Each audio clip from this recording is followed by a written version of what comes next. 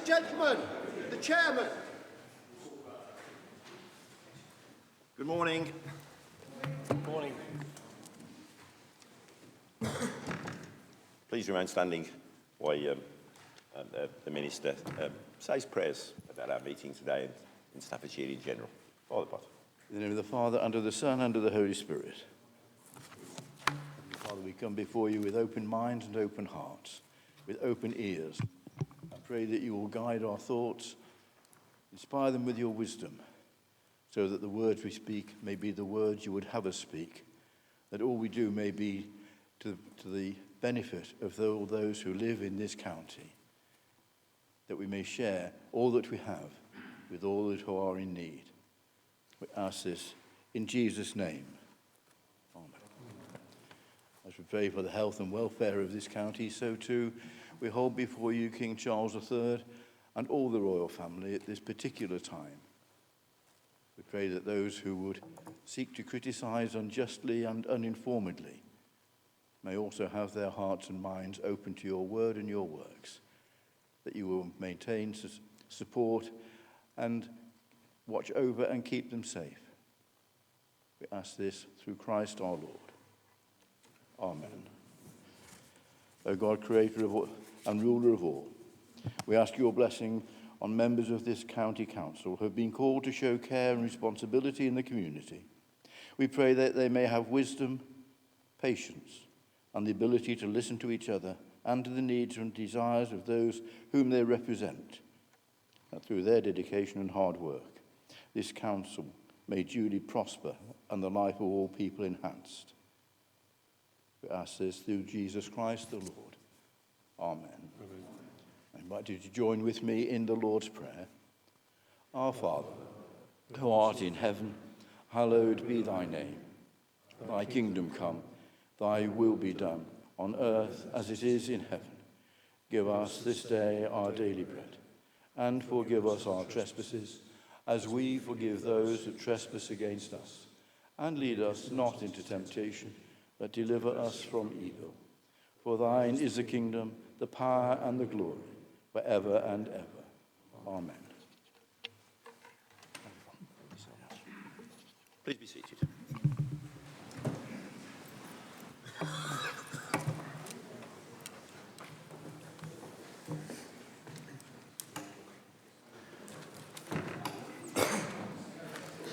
Welcome to today's meeting.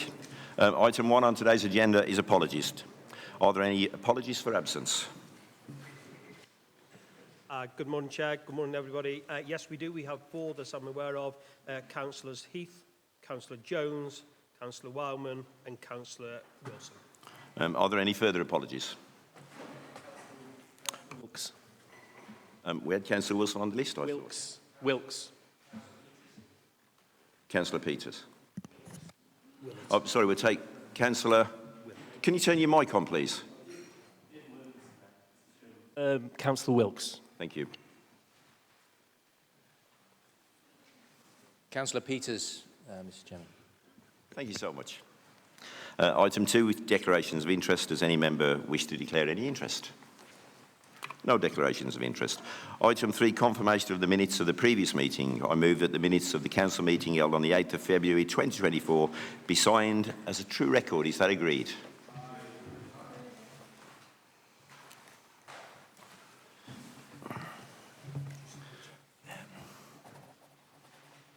Thank you. Item 4. I have only one item of chairman's correspondence, which is quite a sad one, as it often is. Former clerk of the council, Bernard Price, DL. It is my sad duty to inform members of the death on the 28th of February of former clerk of the county council, Bernard Price, DL. Mr. Price joined Staffordshire in September 1970, and following a series of internal promotions, he was appointed county clerk and chief executive of the county council from the 1st of April 1983. He held the post for 20 years until his retirement on the 31st of March 2003. Mr. Price was awarded the CBE in 1997 for services to local government in Staffordshire.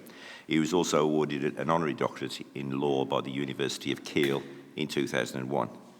in recognition of his outstanding contribution to Staffordshire. Contribution to Staffordshire. Shortly after retirement in 2003, he was appointed as a Deputy Lieutenant in the county.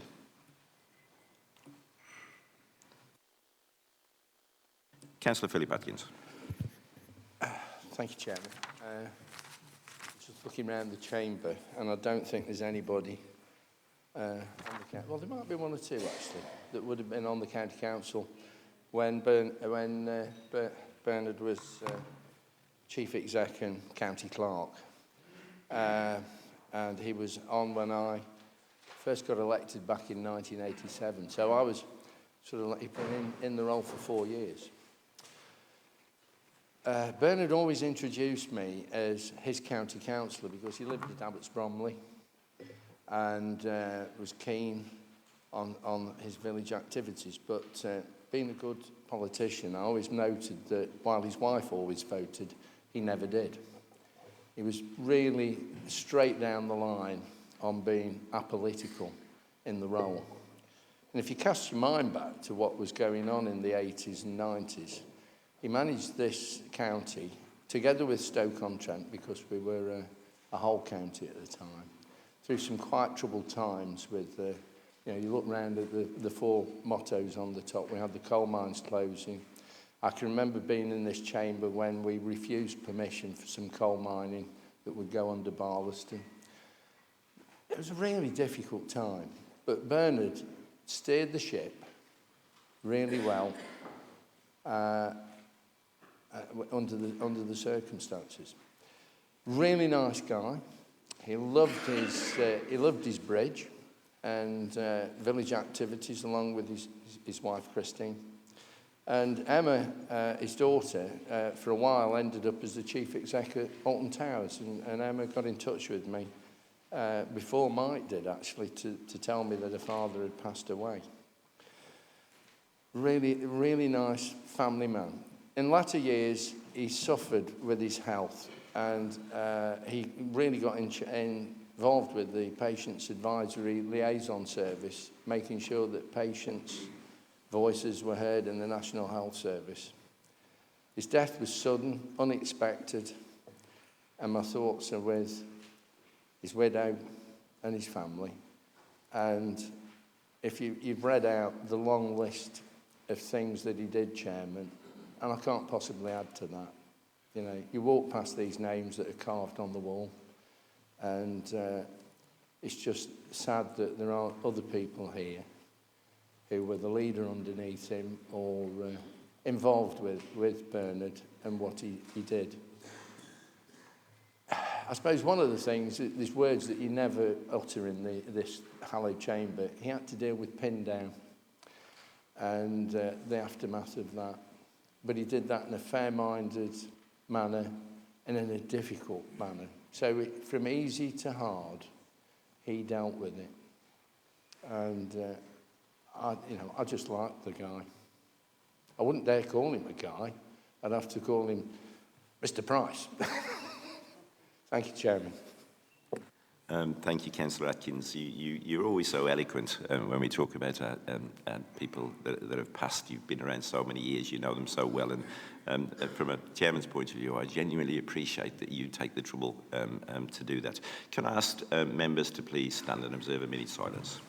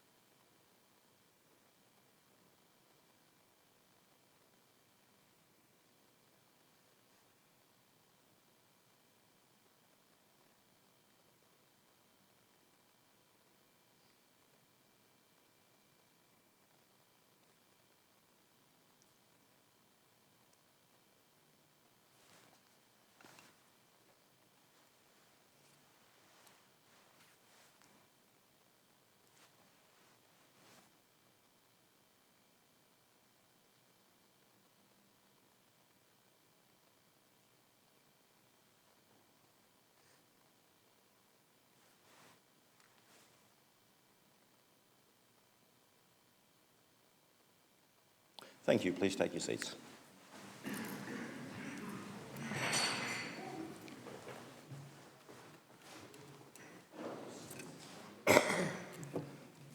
Moving on to item 5 on today's agenda, the statement of the Leader of the Council. Councillor Alan White, will you move consideration of the statement, please? Thank you, Mr. Chairman. I move consideration of the Leader's statement.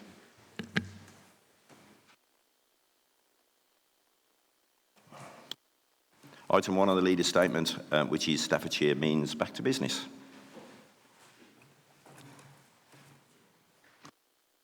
Councillor Charlotte Atkins. Thank you, Mr. Chairman. Given the success of our local LEP, why do you think the government has decided to stop funding LEP from April? Surely that will damage growth in our local economy. And does the transfer of the LEP responsibilities to the County Council come with any extra resources? And what assessment has been made of the impact on staffing costs of these responsibilities coming to the County Council? Thank you.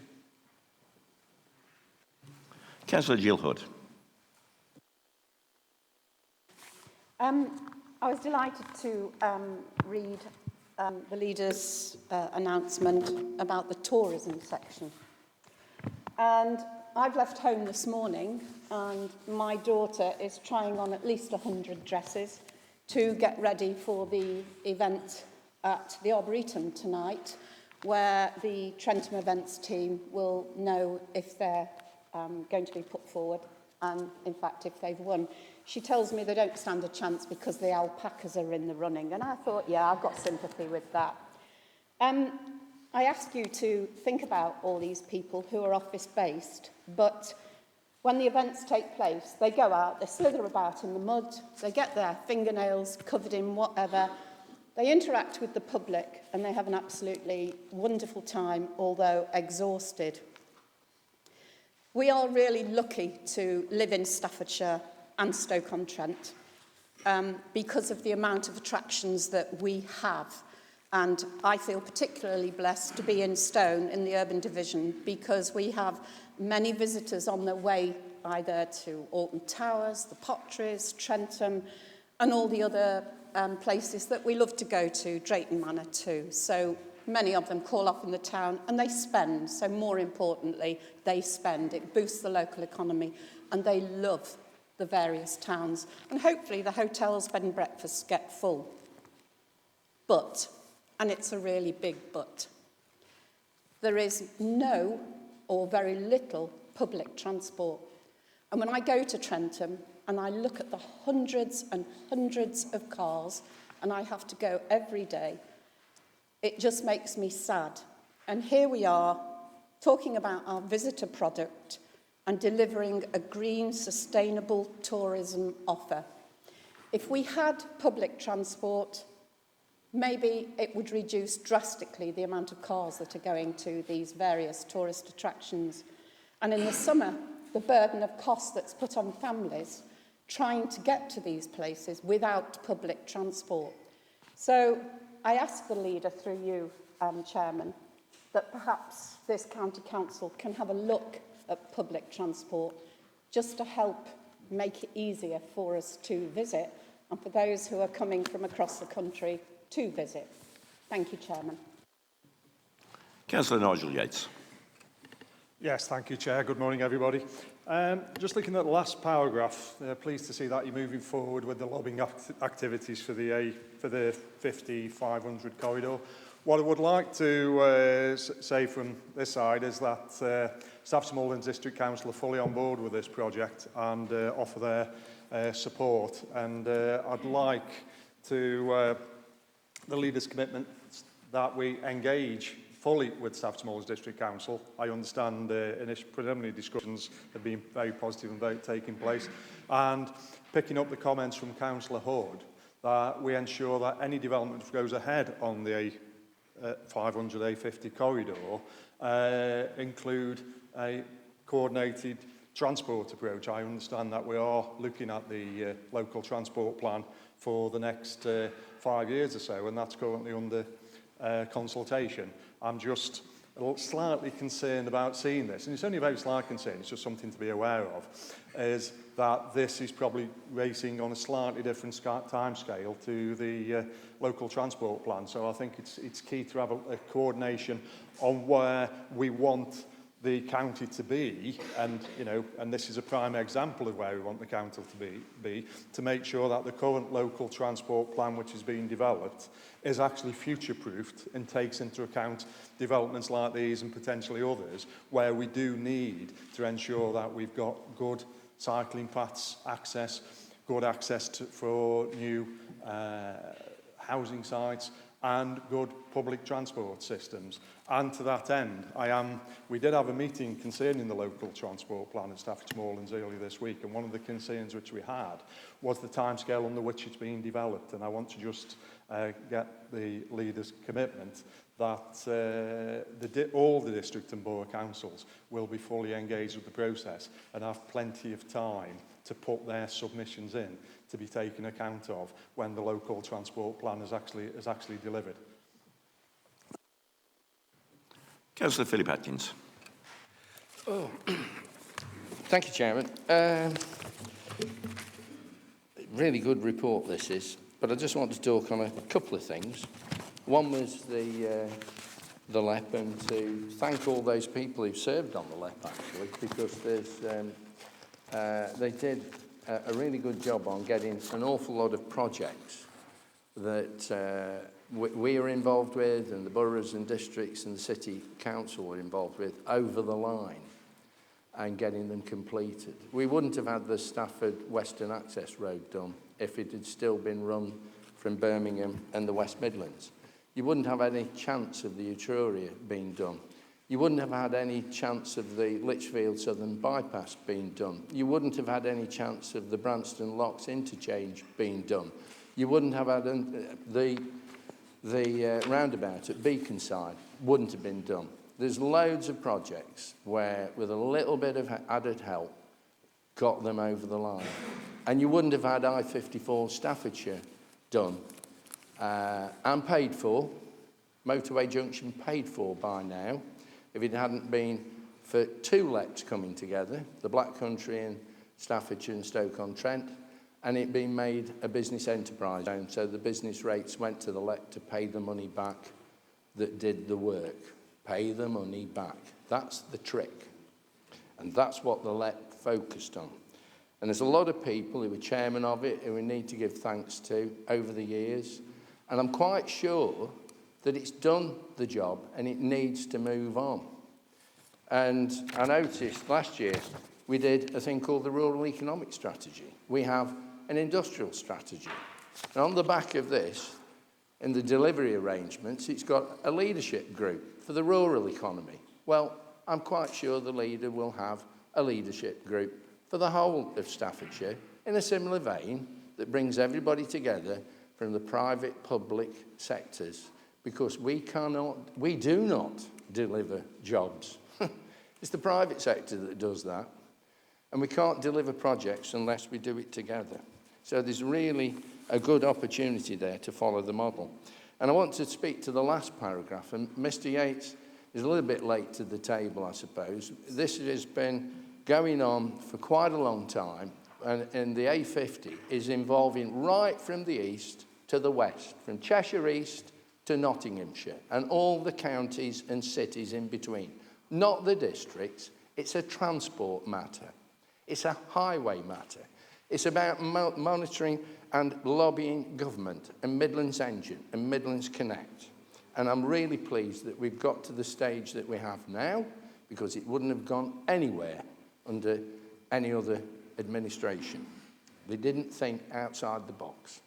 And one of the things I do locally want to just nail to the floor is the concept of the hamburger junction at the A50, B50-30 junction.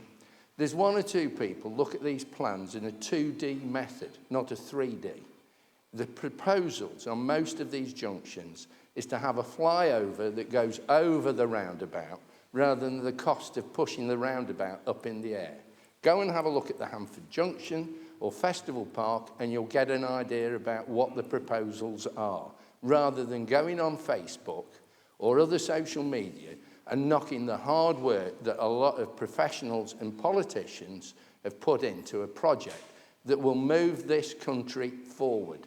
The Midlands is the engine of the country, not the south, not the north. As I said at the last meeting, we've now got up to the average wage. This will bring more jobs to our region, our county, better paid jobs. And thank you for all the efforts that Philip and Alan White have put into this, and Kate Knifton, the MP, who is the champion for it. Councillor Syed Hussain. Thank you, Mr. Chairman. First of all, I would like to thank the leader for the advance side of his statement, giving this me opportunity to do so. Mr. Chairman, I'm standing here to talk about thousands of low-income families and low-income workers in our county, especially in Staffordshire. About 48 hours ago, we got an email from our very capable officer, Mr. Darren Farmer, which indicates since 2022, 2020 and 2024, between this period, we got, Mr. Chairman, 32% increase of claimant of universal credit claimant. This case is 66% increase in East Staffordshire in my district.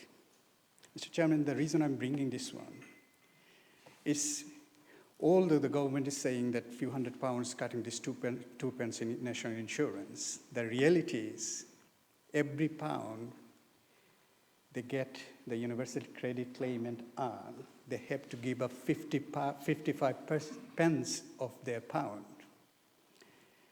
And I'm just urging the cabinet member what more he can do, or the council would do, to minimize their universal credit claimant. The reason is quite important, Mr. Chairman, because it's got a negative impact on the businesses if it goes too much, and end up with very, very low incomes, and got a knock-on effect on the dinner tables. Thank you, Mr. Chairman. Councillor Mark DeVille. Chairman, good morning. Morning, colleagues. Thank you.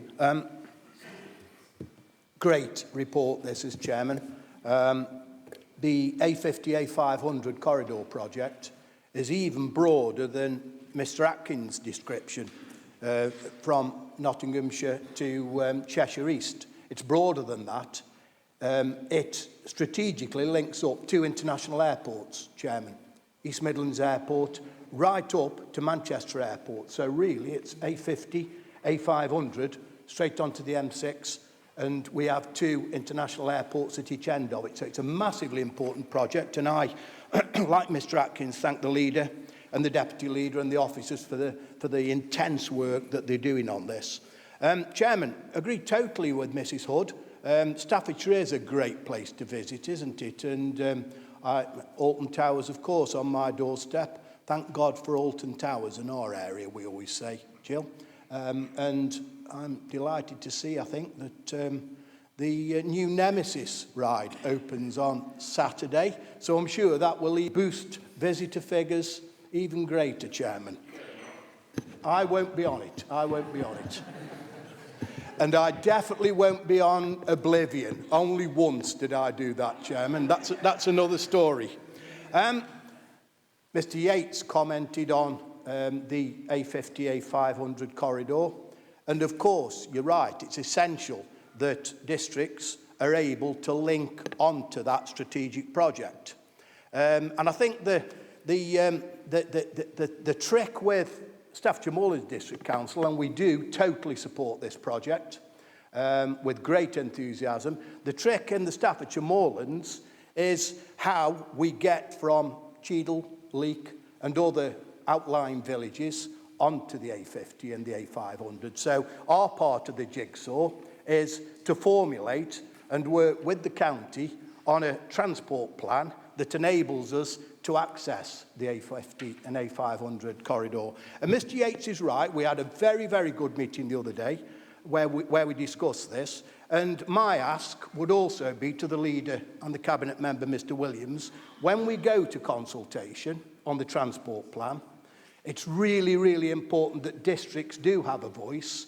And my ask would be to give sufficient time to consult properly on this, because we've absolutely got to get this right, to consult properly and thoroughly on this, to consider all of the points and opinions and challenges to the project, and give us time to consult properly on this. I would agree with Mr. Yates on that, but Staffordshire Moorlands are very, very happy, delighted to take part in this, and it's a great project for the future of Staffordshire, Chairman.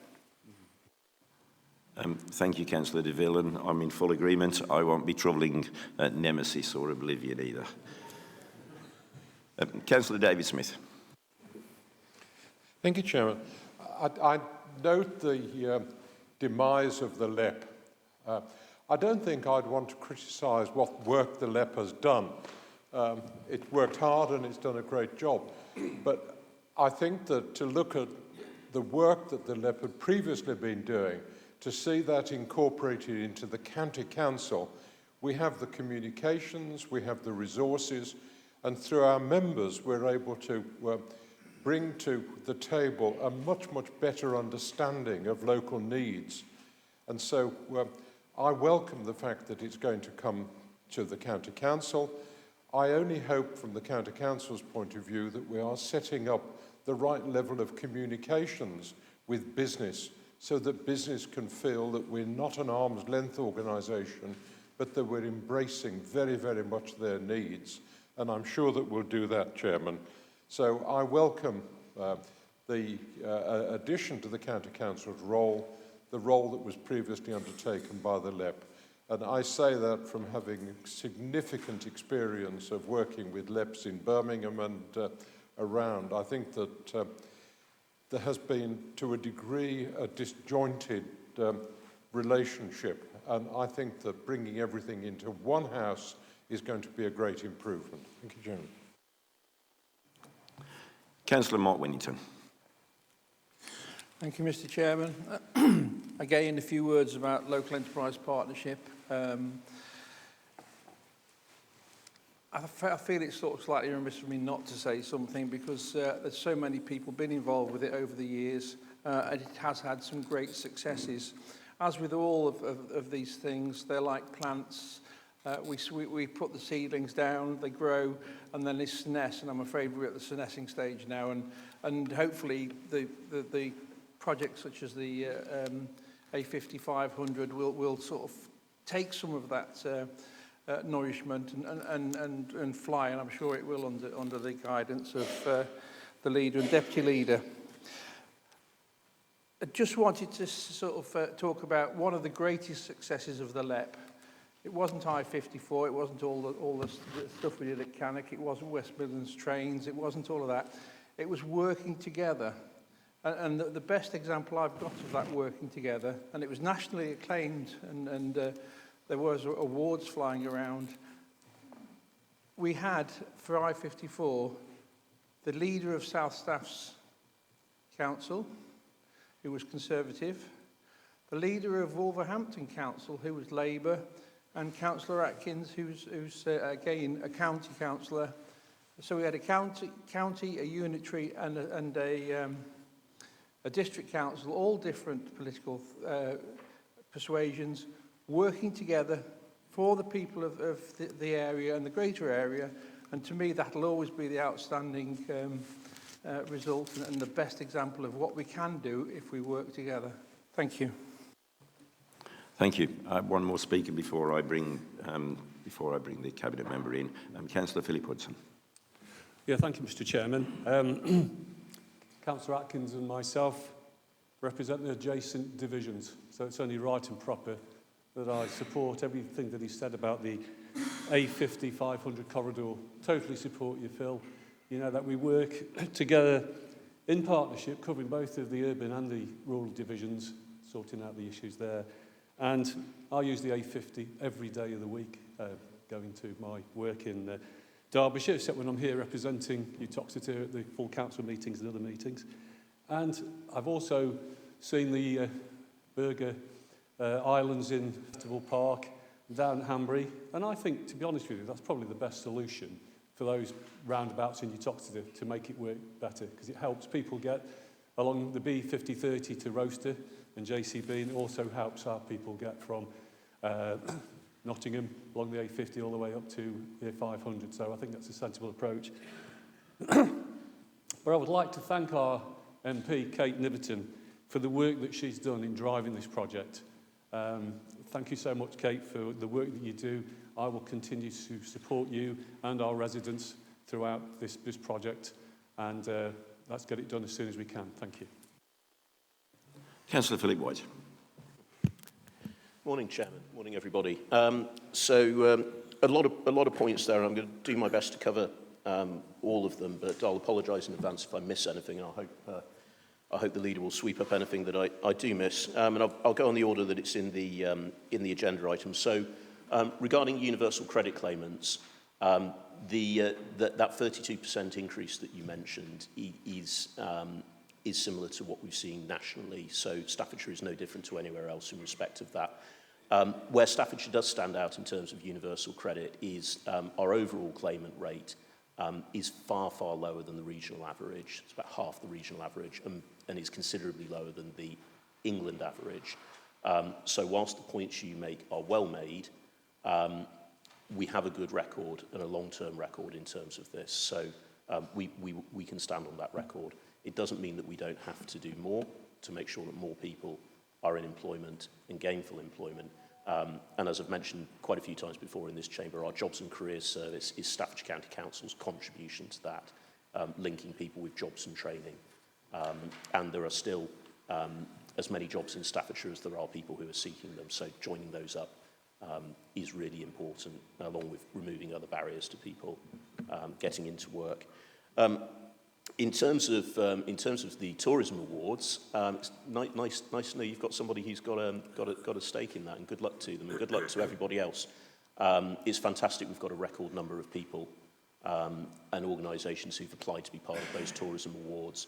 The winners of these, in many categories, go on to the national awards, and we've had quite a lot of success in the last couple of years in those national awards. So Staffordshire's place in the tourism world is really well indicated by that, as it is by securing a top-tier status as a tourism economy by having a local visitor economy partnership. That's Visit England's badge that says you count for something in the tourism world, and it's very good that Staffordshire is recognised as that with our near £2 billion tourism economy. Regarding the LEP and Councillor Atkins' question about why the change, I suspect you know the answer in that it's a change in government policy. So the government has decided that LEPs need to discontinue. The ostensive reason for that, the reason that I've heard the Secretary of State give, is that his view is that public money should be handled by elected public officials wherever possible. And so moving the LEP's functions into the two top-tier local authorities in Staffordshire, the County Council and Stoke-on-Trent City Council, fits with that. What we have already done is agreed joint working with Stoke-on-Trent City Council so that we'll deliver those services effectively as a Staffordshire team. We're also in the process of setting up a business on the representative functions of the LEP. The LEP fundamentally had three really big responsibilities. So the first was the handling of money. So for projects, as Councillor Atkins ably described, a driver for massive investment in infrastructure in Staffordshire. The second is the voice of business. And the third is essential services that businesses use. And there I highlight principally the Growth Hub, which we are bringing into the County Council to deliver here. And so those services are safe in our hands, and they will be democratically accountable through this chamber and through Stoke-on-Trent City Council's chamber, and I think that is a good thing. The final thing I'll say on the LEP is just to add my voice of thanks to everyone who has worked so hard as part of the LEP over many years, many on a voluntary basis, but also the employees of the LEP who've done a wonderful job. I'll try and get through one more thing before the red light descends on me. So just regarding Staffordshire Moorlands, I'm very pleased to say that after a hiatus since last May, we have now been invited by Staffordshire Moorlands to recommence our joint growth board, which is something that we had for many years prior to the change in leadership at the Moorlands. We've been very keen to get that going again, but we've had to wait until the District Council was ready. They are, so that is now our vehicle again for having discussions about some of the things that we've talked about in this chamber. So enterprise centres, the 5500 project, which I won't have time to speak on, and so we'll pass to the leader in a moment. Local transport plans, we've got the forum for that now back up and running, so thank you to your colleagues at the District Council for agreeing to do that. Councillor Alan White. Thank you, Mr. Chairman. First of all, to Councillor Hood, good luck to your daughter this evening. Myself and the Chief Executive will be at the Tourism Awards this evening on behalf of Staffordshire County Council. I'm presenting, hopefully, some awards, hopefully to your daughter, who knows. Both the Chief Executive and I have been presented with a risk assessment for this evening's event, as we are duty-bound to do. And whilst they've done a fair assessment of myself and the Chief Executive, I'm not sure they've got the assessment right for the participants, because it says here, limited alcohol consumption, bar is closed during presentation. Now, I've been to one of these things before, and I can tell you that limited alcohol consumption is not what goes on for those people that win the awards. To the point about bus services, though, Councillor Hood, we have a bus service improvement plan which is ongoing at the moment. We are in the process of refreshing it, and we also have a local transport plan that we are working towards. We would hope that we would get that local transport plan in place by the end of the year. The deadline for that is April 2025, which segues neatly into Councillor Yates's question about engaging with Staffordshire Moorlands Council. I've been delighted to engage with Councillor Gledhill, the leader of Staffordshire Moorlands District Council. He and I share a common enthusiasm. Who knew that Councillor Gledhill was a Sky Blue Man City fan? As is the leader of Stafford Borough. So it turns out we're all blue. But with that, he has been an enthusiastic supporter of the Leaders Board. He will be contributing, along with Staffordshire Moorlands Borough District Council, to the work of the local transport plan, as will all districts and boroughs around the county, recognising how people move around. So how people move around in the north of the county bears no resemblance to how people move around in the south or the east or the centre of the county. So the local transport plan will acknowledge that. Councillor Atkins rightly talked, and as did Councillor Whittington, with warmth about the work of the LEP. And I'd just like to thank those people who've been part of it over the years. Alan Rogers, the outgoing chairman of the LEP, has been particularly good at engaging with various stakeholders. But notably, Councillor Tagg was there at the start and was there at the end of the LEP. So long service and good conduct medal for you. Well, long service medal, not the good conduct bit, for you, Councillor Tagg. Councillor Hussain, you talk about the national insurance contributions and the universal credit, universal credit claimants. You'll be delighted to hear that there's a work stream within the Leaders Board on social inequalities, which is being led by Mike Gledhill from Staffordshire Moorlands District Council. We're working together to address those issues and see what can be done. And finally, I just want to reference Councillor Smith and his how he emphasises the importance of the business voice as part of the considerations that we do as a county council in thinking about future infrastructure. I know Councillor Smith works very hard in Tamworth to engage with business in Tamworth and make sure that local politicians have the ear of local business and local business vice versa, because we need to understand what's important to them. And I'm delighted from time to time to get invited to some of the events that you set up, Councillor Smith, because it's really, really important that we continue to do that. As far as the A50, A500 corridor project is concerned, people have spoken to that. We do need a very significant amount of input on the part of the districts and boroughs along the entire length of the corridor. They are the planning authorities, and without the planning authorities, this is going to be more difficult than it needs to be. And if Councillor Tagg had the opportunity to speak, he would certainly be talking to the environmental considerations and the green considerations that we need to have as part of the growth corridor. So with that, Mr. Chairman, I'd just like to conclude by thanking the LEP once more for their hard work over the years. Moving on to item 2 on the leader's statement, which is homes for children in our care.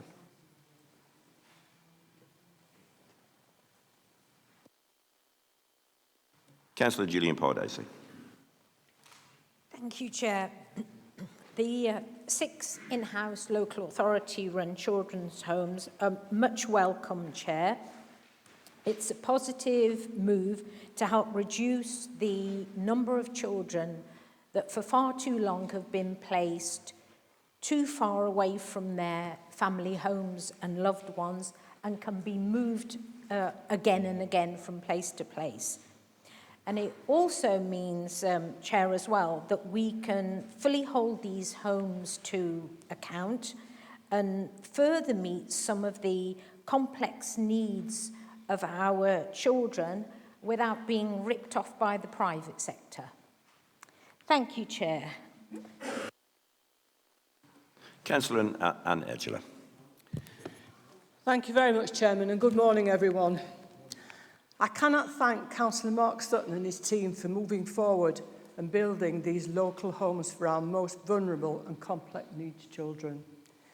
Being the mother of a child with complex needs and in being placed in a children's home miles from home, aged 13, Penarth in Wales, Stroud in Gloucester, knowing the heartbreak and suffering that situation can bring, just to reflect, I remember being upset all the way home on one visit because I knew he was in the wrong place, but I wasn't in a position to do anything about it. I could write a book about my experiences with care homes for children far away from home. So thank you, Councillor Sutton, from the bottom of my heart for putting our children first. Thank you. Can I also add, Chairman, I think you've all had a copy about the mental health app that the Walton High School have done. You'll all receive the app that has been put together by the children in Walton High School. I ask you all to share it with all your schools in your area, and Walton High School, you've done a brilliant job. Children helping children with their mental health problems. What more can we adults in this world ask for? Thank you. Thank you. Councillor Mark Sutton. Thank you, Mr. Chairman, and can I thank Councillor Edgeler and Councillor Pardacey for their comments. And I think most people in this chamber are probably at one with this article that went through Cabinet last month. Our number one aim is for children in our care is to ensure that they are in a loving home. And on most occasions, a foster carer's home would be the right solution for that, and that's what we would aim for. But there are occasions where those vulnerable children do need to go into residential care, and having more of our own care homes will add more flexibility to that. Will make us able to provide homes at a more realistic cost for our more vulnerable and complex children, and will, as has been highlighted, ensure that those children are closer to home. And one of the advantages of that is they'll be able to keep those family ties, because the aim with all children in our care is to make sure that we endeavour to keep family ties where we can, so that children can move home if that is safe and that's appropriate to do so. The other two parts of this paper are around foster carers and also around those residential care homes that are provided by the private sector, and ensuring that we have a framework across the West Midlands to ensure that we get best value and more choice in those areas. So, Mr. Chairman, thank you very much. Moving on to item 3 on the leader's statement, which is Green Solutions, Staffordshire County Council, delivery of the pilot Business Energy Advice Centre.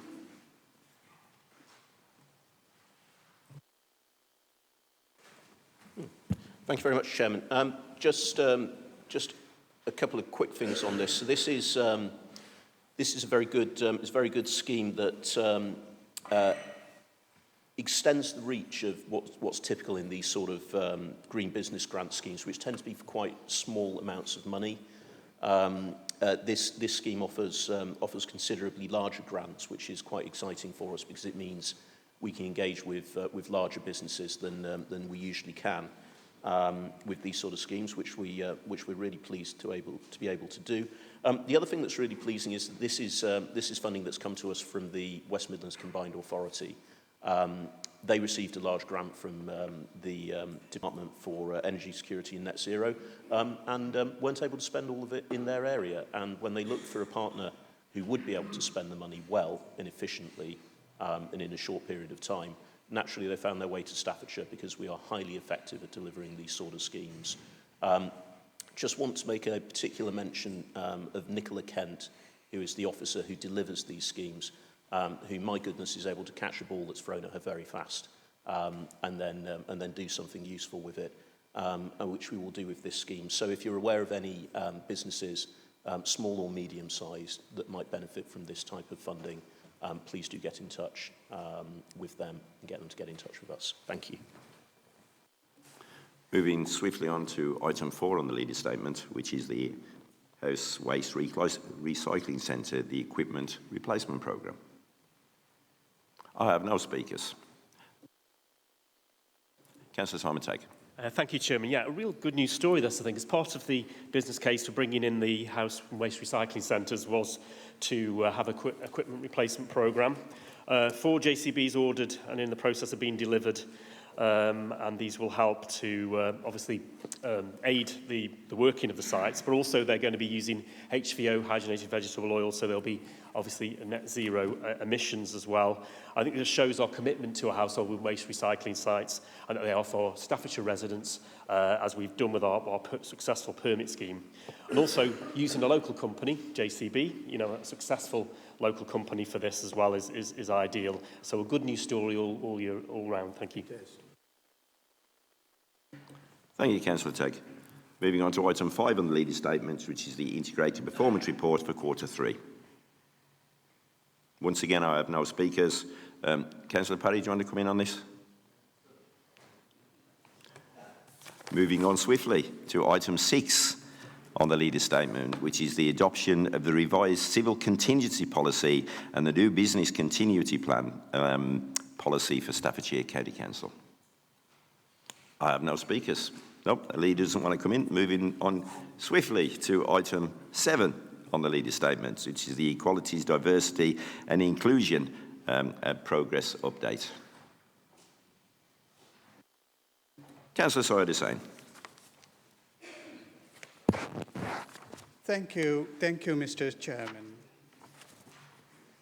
Equality, Diversity and Inclusion's EDI, always appreciated from all walks of life, especially this side of the bench and people in general, especially in Staffordshire.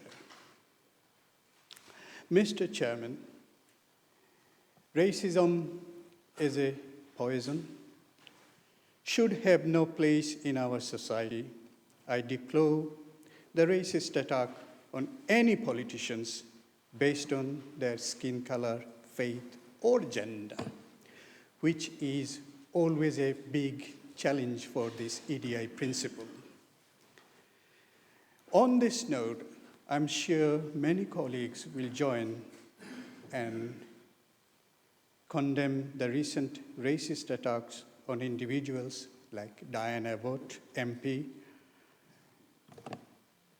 which harms inclusions and diversity by perpetuating exclusions, reinforcing stereotypes, limiting public debates, slowing development, and breaking laws and ethics.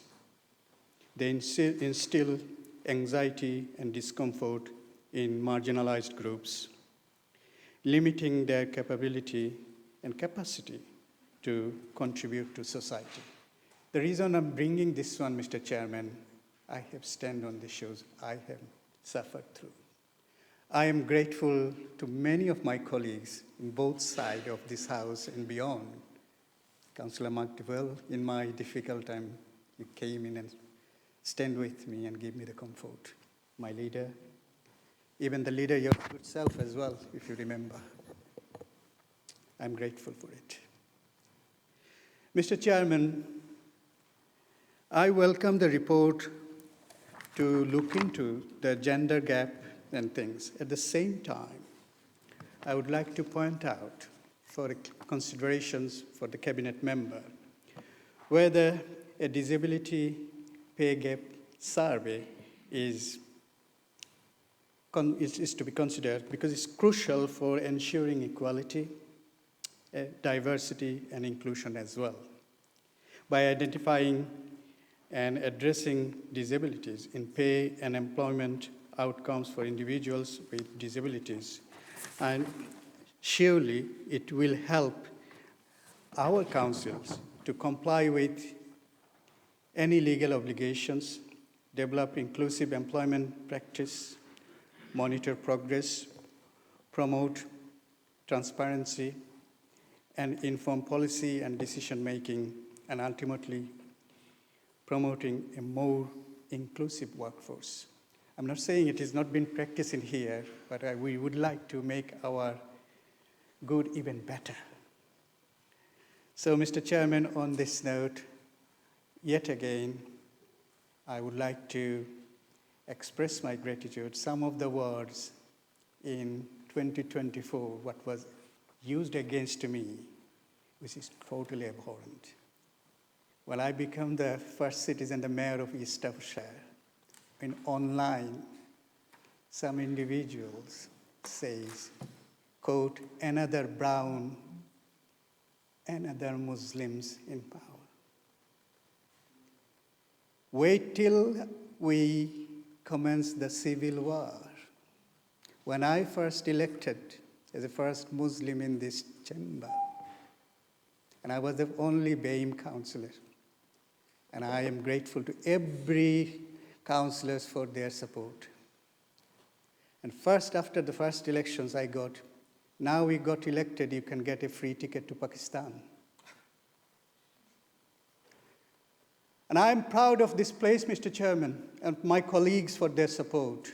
And I'm sure this place will continue to be the place of local government excellence. On this note, thank you, Chairman, for listening to us. Thank you. Councillor Sain, thank you for sharing that. And I think we all genuinely appreciate you sharing it. Also, I think we all stand with you against any form of racism. Councillor Alan White. Thank you, Mr. Chairman. I rise to join you with the condemnation of racism in any form. It's totally unacceptable. And I know you have been in receipt of racist filth over the past few months and years, and it's totally unacceptable. And I have sympathised with you, I've stood with you on a number of occasions on this, and I wholeheartedly condemn the perpetrators of this racism. It's totally unacceptable.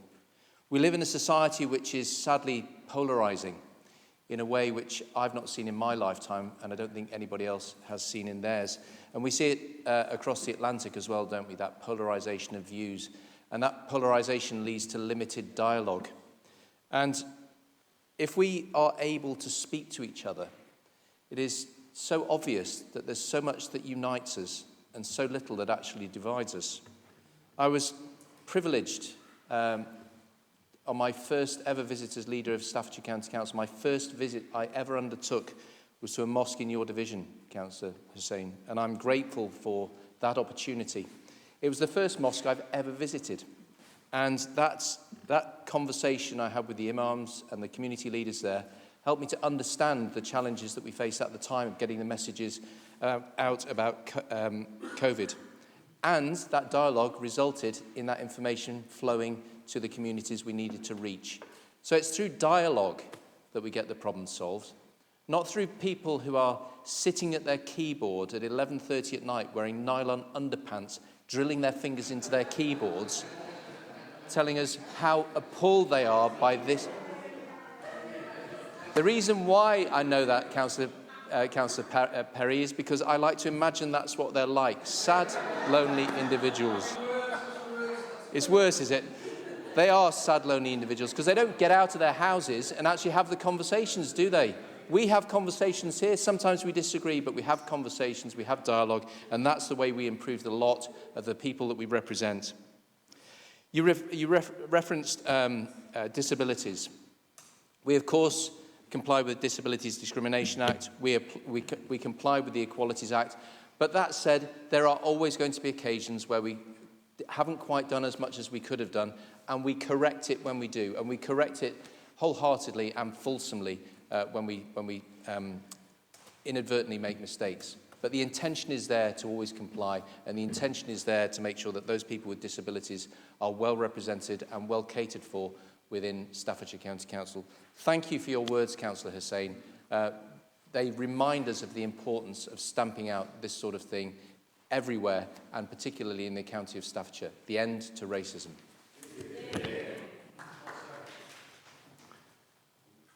Thank you, Councillor White, for those incredibly wise words, and I agree, and I think as a chamber we agree that it doesn't belong anywhere in this chamber or in Staffordshire or in the United Kingdom.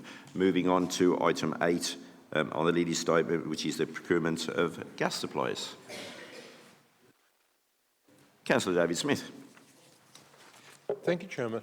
Looking at items 8 and also item 9, it's probably an unfair question at this stage, but I wonder whether, with all the work that we have done in becoming more efficient in the consumption of our energy, whether we can actually quantify yet the reduced amount of gas and electricity that we're using because of our green policies. Thank you, Chairman.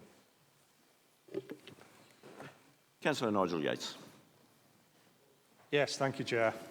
Looking at subjects like this brings me back to my recent working life, where we'd had long-term gas contracts which were extremely stable and had been stable literally for decades. It wasn't something which was considered a great deal of thought when it came up to renewing a gas contract. But obviously, in recent times, issues regarding supply, issues regarding the dwindling stocks at North Sea, and issues regarding the onshore storage which we have as a nation to buffer, which again is indicative of our complacent attitude to energy and gas in particular. It almost closed the company I work for, which operated the dye house, and dye houses run an awful lot of stuff at high temperature. It almost caused that company to consider closure of one of its sites. And I know similar conversations I've had with various of the sectors of the pottery industry in Stoke-on-Trent. So certainly the changes in gas price have been felt very pertinent. I think what it shows is the importance of not being complacent. I'm confident from the short time I've been here that this council and other councils aren't complacent.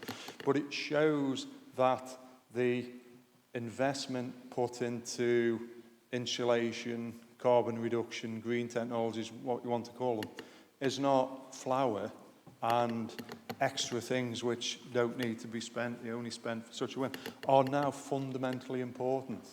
And the changes to gas really have been the wake-up call over the past couple of years on the importance of make sure that every single aspect of putting our house in order so that we minimise the amount of gas and therefore minimise the expenditure more than offsets any short, medium-term increases, and eventually allows us to transition 100% to green technologies. So, and I know that from the work which I've been involved in with the Climate Change Working Group and the Staffordshire Sustainability Board, that there's a lot of emphasis and enthusiasm to do that change. But what we need to do and what we need to ensure is continually look at what we're doing and double down again, so that in 5 years' time, the conversations about gas are residual, not mainstream. Thank you.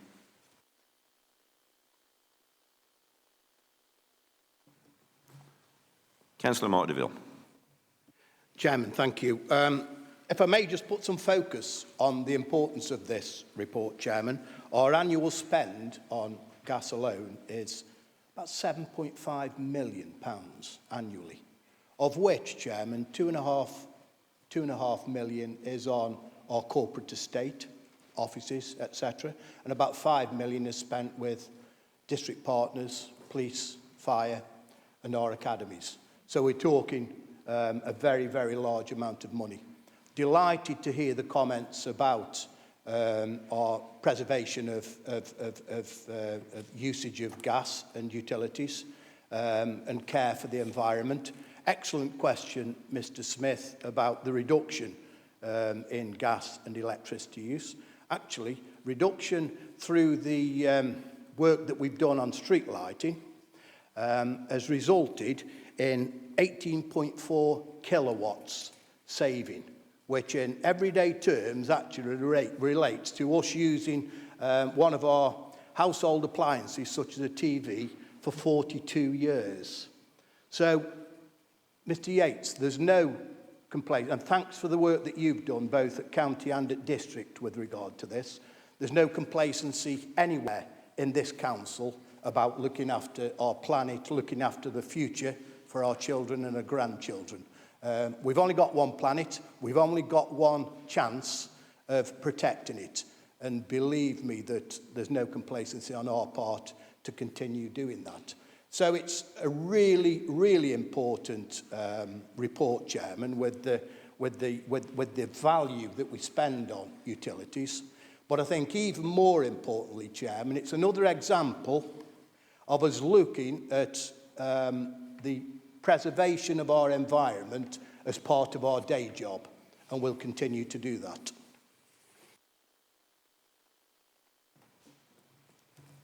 Moving on to item 9 on the leader's statement, which is the contract for the supply of electricity for street lighting and intelligent transport systems. I have no speakers. Councillor DeVille, do you want to come back? Are you okay with that? Okay, so I'm going to swiftly move on to item 10, which is the local transport fund. Councillor Anne Edgeler. Thank you very much, Chairman. Because of the accident on the M6, Stafford Road was in absolute chaos on Tuesday due to the closure of the M6. Loads of appointments missed, heavy goods vehicles going down roads that had weight restrictions on. Highways England need to find a solution to this problem. It's happening far too often, and the people of Stafford are suffering, and they've had enough. I'm no traffic engineer, but we owe it to the people of Stafford to get some answers from Highways England as to how they solve the problem. Every time the M6 junction 14, 13, 12 are closed, Stafford comes to a standstill. Having said that, let us give some thought to the people involved in the accident and wish them a speedy recovery. Thank you, Chairman. Councillor Charlotte Atkins. Thank you, Mr. Chairman. It's good to see that Staffordshire is going to be receiving an extra £286 million, but how is that going to be allocated? And will we get it? I appreciate that we're developing a local transport plan, but when we were looking at this at the district, there was real concern that there's only been allocated 1 month for consultation. And it seems to me that that breaks consultation guidelines. Why, with such an important document, are we just allowing 1 month for input from local councils and other bodies? Thank you. Councillor Mark Winnington. Thank you, Mr. Chairman. HS2 rolls on, and I'm sure it will do for another 5 or 10 years anyway. For 7 years, according to this, we've got 7 years to spend or allocation of this money from the stopping of HS2. I really wanted to just talk about the fact that we did, as a council, pursue the Handsacre link to make sure that Staffordshire got some gain from HS2. What it's meant as time's gone on and the cancelling of the main HS2 phase 2 onwards has that we will have, according to law, a connection Handsacre onto the West Coast Main Line. This will go through Stafford. And my plea really is when we're looking at the planning on this local transport fund, that we look towards doing some sort of work with the Borough Council around improving the station. There's a station gateway which is already being put forward, which is getting government money. But I think, and it came up earlier from Councillor Hood, we need to be looking at public transport and enhancing it. And to my mind, Stafford, with all its connections, should be looked at as a multimodal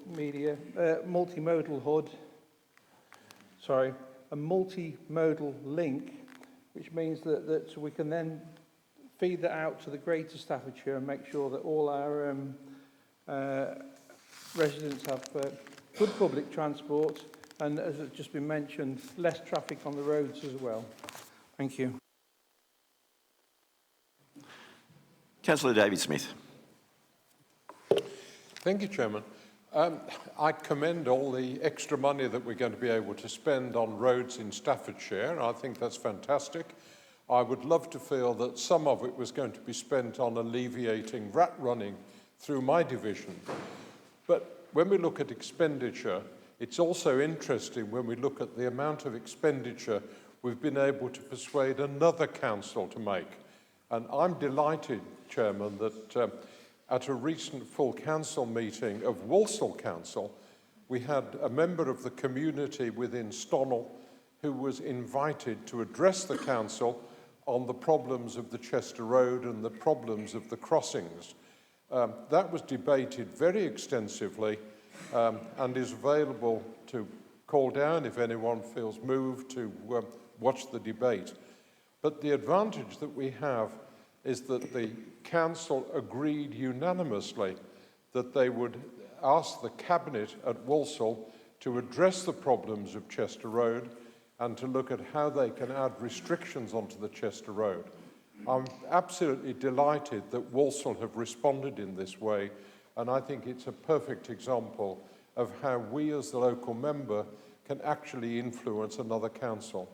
But I would re-emphasise that the only reason we have a problem on the Chester Road is because we have not been able to address the problems of rat running, which is increasing more and more and more as we find new housing being built in Lichfield District, particularly, where everybody takes the opportunity of rat running through Stonnell and through the lanes and then trying to cross a major road in the terms of the Chester Road. So I really implore this council to give some further thought on how we're going to address rat running, because it's going to get worse and worse and worse. Thank you, Chairman. Councillor Philip Atkins. Thank you, Chairman. Really, I was just listening to the four previous speakers, and when Anne Egler stood up and talked about Stafford and the M6, when there was an accident on the M6 on Tuesday, you should have come and had a look at the A50. It was blocked because of people trying to take a rat run and miss out the M6 and go across the country.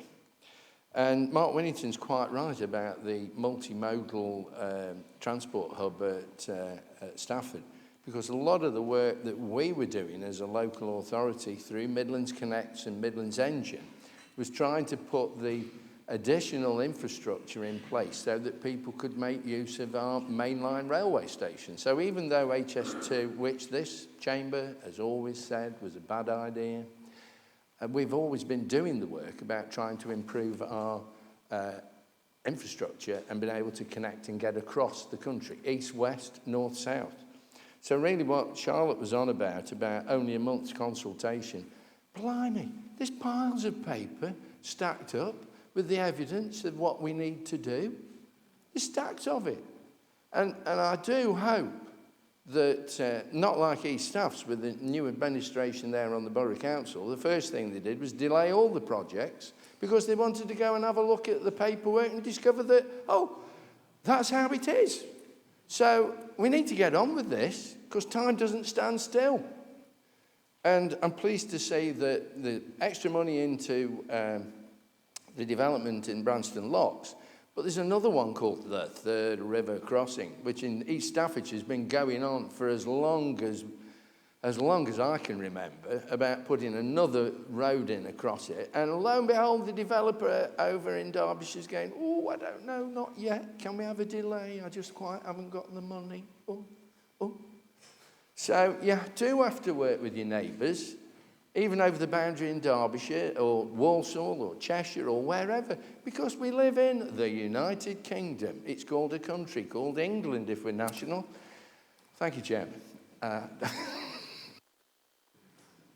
Councillor Richards.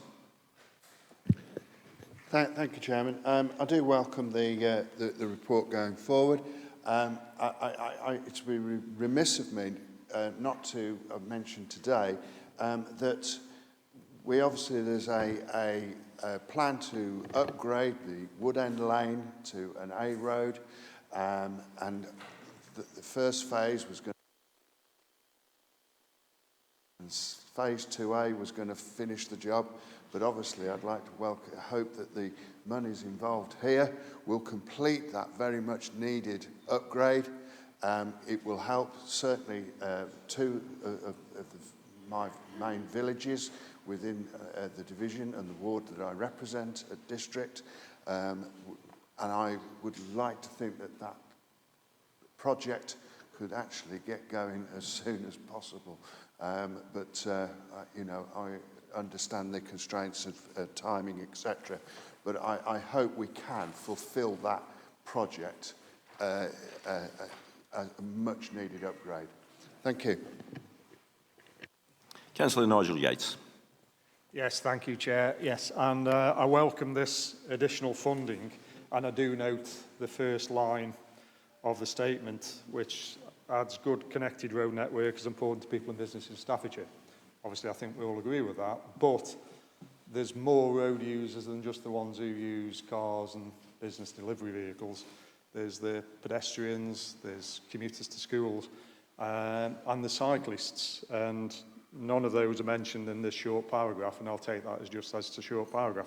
But that is an important consideration which we need to do going forward. I mean, we've all got problems in all our wards, divisions, boroughs, districts, whatever, with school transport provision.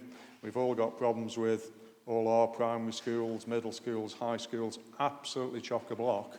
Some of us have got problems that the bus companies actually divert their bus route at school times, which certainly does not help delivering children on a bus to school, but they divert their bus at school times because they can't get past the schools because of congestion of parked traffic.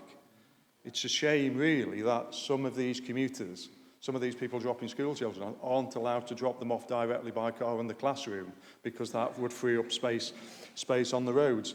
But what that brings is this money should give us the opportunity, especially with the local transport plan being considered at this moment in time, to look at a new way of thinking about how we manage some of these pinch points. Some of these pinch points aren't just commuting from the north of the county to the south of the county. These pinch points are in all our towns, boroughs, parishes, villages, whatever.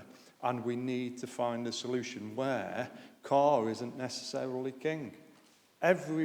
Most people around here are of a generation where we never had a lift to school. Schools haven't gone further away. In fact, there's more schools, they've come closer. So why is this perception that they need to be travelling in a car?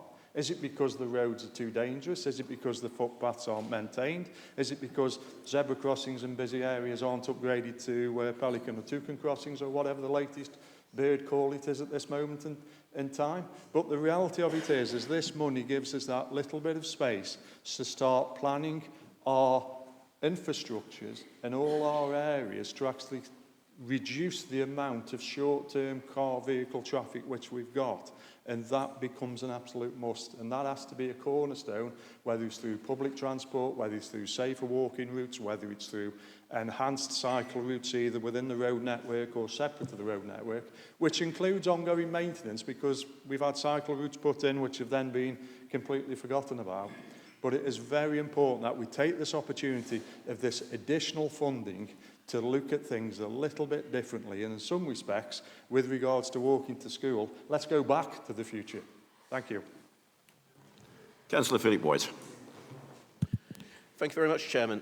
So I I won't steal Councillor Williams' thunder in terms of the Transport Fund generally, but I just wanted to speak to the visit from John Glenn, the Minister for the Cabinet Office, and also, importantly, the Paymaster General to Staffordshire to see the Branston interchange. A really good example of what this county does well, which is securing funding for really significant infrastructure to improve transport in one of our major towns, but also securing a major contribution from the private sector to deliver that really well. So the public and private sector working well together here in Staffordshire, and national government wanting to come and see how we do that. It's also pleasing to be able to report to Council that the Cabinet Office Minister is not the only minister who's taken an interest in Staffordshire so far this year. So in our pursuit of further investment, particularly into the A5500, we've also met with the Science Minister to talk about innovation along the corridor, particularly in hydrogen. We have met with the Levelling Up Minister for reasons that speak for themselves in terms of the importance of the projects we're delivering here. And we've had wonderful support from Mark Harper, the Secretary of State for Transport, who spoke at our recent parliamentary event and stayed for quite a considerable amount of time to work the room to talk to political, business and academic leaders from across the whole of the middle of the country who were there at that event that Staffordshire convened. So we are getting that national attention. And on national attention, it's really good to see the government having a renewed focus on local transport, whether that's highways maintenance or whether it's this fund, which Councillor Yates outlined all of the many uses for really well.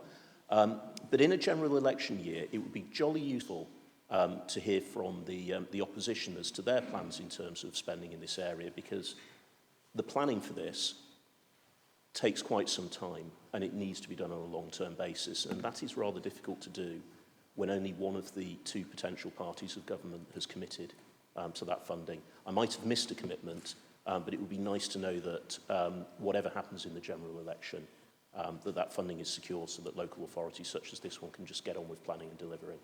Thank you. Councillor Johnny McMahon. This funding is clearly much appreciated, and we really are very happy with it, as we can see from both sides. I just want to speak to Mr. Yates's point because it speaks to a wider issue, and that's the link between the environment and public health. There was work done in the United States after the Great Recession, and it looked at 790 areas within the United States, and it showed that people were living longer after the Great Recession, over the age of 55, by 1 year. And they looked at all sorts of different parameters to determine where that extra year came from. And that extra year of healthy living after the age of 55 is quite significant in terms of people's lives and the public purse. And the answer was, it was pollution. And because there was a slight drop in the pollution, it made a big difference to people's health and people's lives. And the other issue about this, which I fully endorse, is the whole business of active transport. There was work done about 30 years ago comparing continental Europe with the United Kingdom. And it showed that car ownership, I mean, this is so long ago, it needs to be refreshed, but it was instructive at the time. Car ownership was about the same. But what was different was that for small distances in Europe, the car was parked in front of the house. And we didn't jump in the car to go and buy the newspaper down the road, then come back again. And I think that's a question of a change of culture. It's not just infrastructure, it's a change of culture. And getting kids to walk to school isn't just infrastructure, although that's part of it, it's culture. And I think it's incumbent upon us, in terms of both policy and in terms of comms, to link public health with the environment and to do our level best through the comms to encourage a change of culture. Thank you. Thank you, Chair. Councillor Davy Williams. Thank you, Chairman.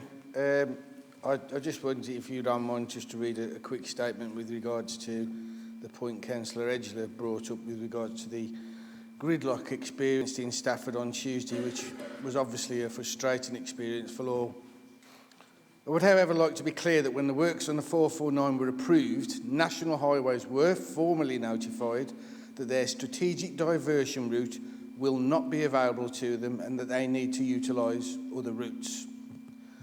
Although you cannot stop individuals taking it upon themselves to divert through Stafford and ignore signs, it is my belief that National Highways failed to act upon this on Tuesday, and therefore I've asked officers to investigate and challenge National Highways on their decisions and actions. As members know, there's a number of major works taking place in Stafford at the moment, which, if done one after the other, would spread the disruption over years, something we all wanted to avoid. Although the other works around the town didn't help on Tuesday, the real problem was the closure of the 449 southbound, which, as I said, we had clearly given National Highways early instructions that this route was not available to them. Our residents, however, have been clear that they want their roads repaired, and this council has invested an extra £50 million to spend on roads over the next 3 years. Unfortunately, and quite obviously, with this level of improvement and repairs comes a level of disruption. We therefore hope people can bear with us while we deliver their priorities. We'll also remind Councillor Edger that unfortunately the A449 is a trunk road, so therefore will always be a diversionary route when we're not working on it for the M6. I too, Chairman, I'm really happy with the fact that we've been allocated some money. So unfortunately, we don't know the allocations as of yet, but should know in the next month. We only know the first 2 years of the allocations, starting from April 2025. And when we know the allocations properly, DfT will also set out what we need to do in terms of spending plans for those 2 years. It will always come with conditions. And as I say, we're working with them on that. Clearly, members are talking about public transport, remembering that we don't run public transport. We subsidise people who need help for public transport, or we subsidise routes that literally need that, so they would close, and have done that across the board on routes that are no longer profitable. But we also have to make it so that it comes to a certain point. And when we're going over anywhere where it's more than £20 per person per journey, that is an unconditional no, because we can't subsidise that anymore. And the point was made quite some time ago when we were talking about public transport. If you don't lose it, you lose it, and that has been the case for many, many routes around the county. However, members will also be aware that we applied for money out of our BSIP. And we were told, make it big, make it bold, and we did, and we went in for £113 million. And we were told it wasn't ambitious enough and didn't get a penny. Despite that, we've still managed to work and maintain an active partnership, as we've done now with all of our operators, and these are private bus operators who operate the buses. And we're now looking at working with them to apply for money out of the next BSIP, where that will be worked hopefully at the end of this year, by the end of this year, where we'll be looking to do similar things. Chairman, I'm really happy that we've got some money coming in. It would be nice to know exactly how and when it's coming in the right ways. We know the first 2 years' allocations are quite small, and I will really hope as well that the opposition members, should things happen in the general election where it's another party involved and in charge, will lobby their hierarchy to make sure that we continue to get this money so that we can improve the roads in Staffordshire. Thank you, Chairman. Councillor Alan White. Thank you, Mr. Chairman. I just want to address, first of all, Councillor Yates's and Councillor McMahon's both excellent points about journeys to school. And Councillor McMahon talked about the cultural issues that occur here. I'll talk about my circumstances because I don't want to make assumptions about anybody else. My wife and I are working parents. When our son was going to nursery, kindergarten, he had to be driven to school because he refused to take the bus aged 1.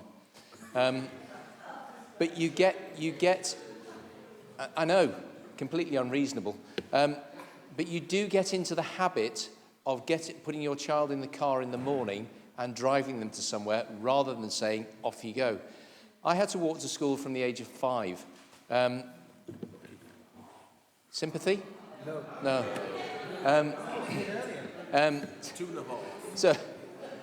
So when I say to my wife, Get him to walk to the station.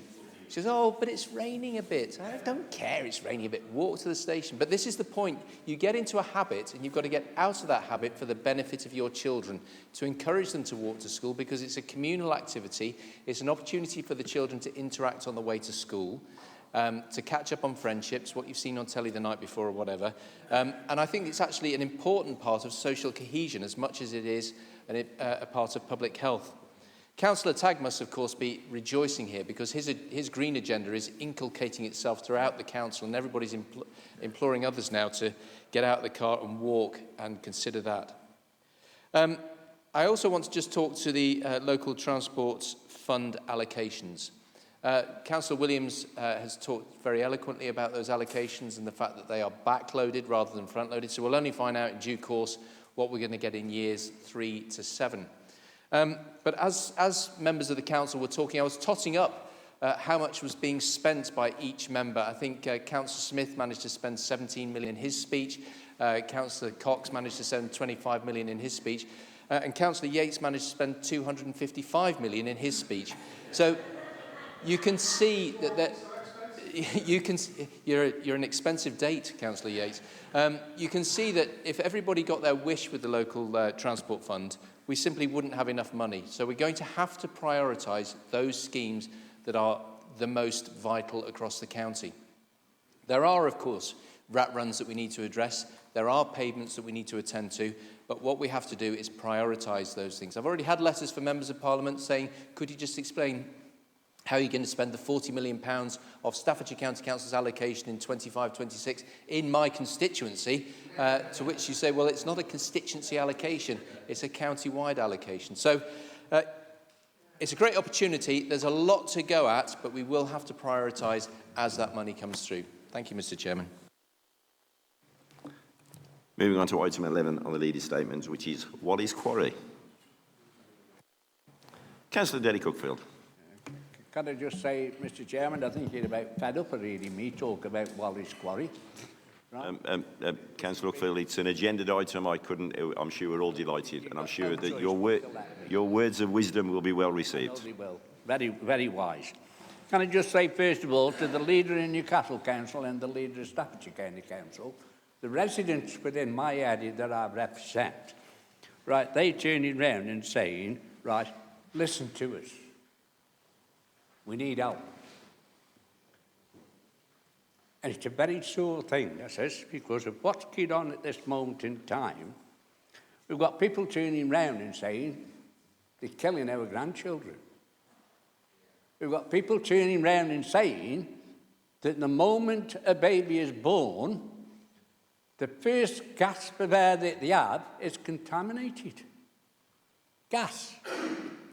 And they want to know what we're all going to do about it, because the Environmental Agency, nobody can trust them. They're becoming an absolute joke. Right? They suspended the licence, knowing that all the gas was all in the atmosphere again. So they suspended the licence. How long was it for? 7, 8 days? Back to square one. Where do we go? It's up to everybody, and I'll say everybody in here, to write to the Environmental Minister insisting, right, that he shuts the site down, right, from this moment in time, right, and let's get back to where we should be, breathing proper air, right? I highlighted the point at the last meeting that I attended here. I highlighted that my wife frightened the life out of me, right, because I thought that was it.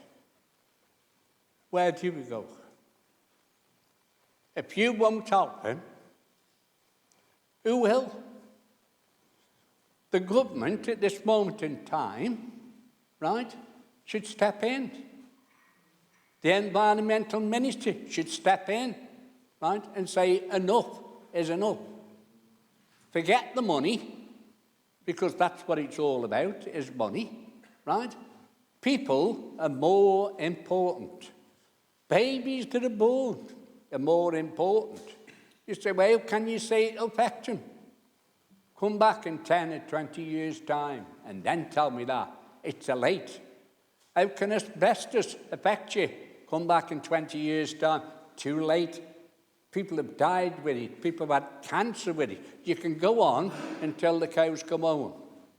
And I'm asking all of you, write your letters, email them, right, to the Environmental Ministry, right, and see if we can do something for the people within our area. Thank you, Mr. Chair.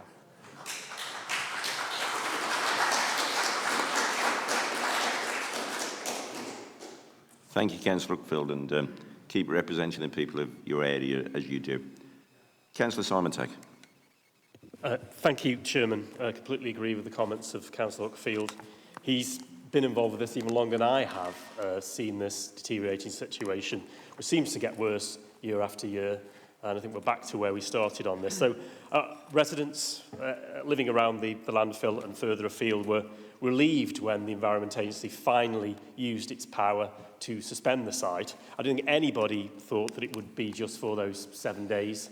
I think that's disgraceful. I think, you know, if it was only going to take 7 days to do the work, why didn't they ask them to do that years ago? And then they say they are lifting the suspension, and then they say they're going to analyse over the next few weeks whether that has been successful. I would have thought it should have been the other way around. See if it's been successful before you allow this operator to resume. They haven't done that.